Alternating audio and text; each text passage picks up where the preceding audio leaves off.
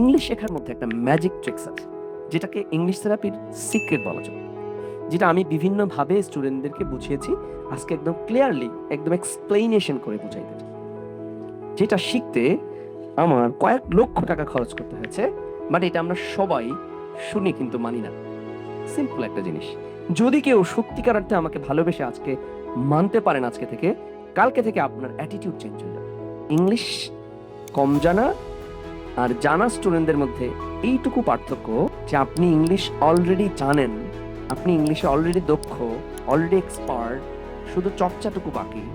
তাহলে দেখবেন আজকে থেকে আপনি ইংলিশ এক্সপার্ট, খুব ভালো ডেলিভারি দেবেন। খুবই ট্রিকি জিনিস, একবার মাইন্ডে সেট করে নেন যে আপনার চলা ফেরা, কথা বার্তা বলা এমন হবে যে you are already expert English.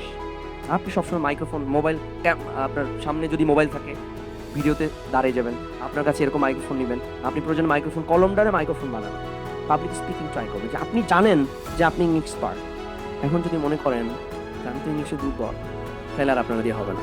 আমি তো কিছুই পারি না, আমার তো ভোকাবুলারি মুখস্থ থাকে না, আমি তো আমার বুঝি না।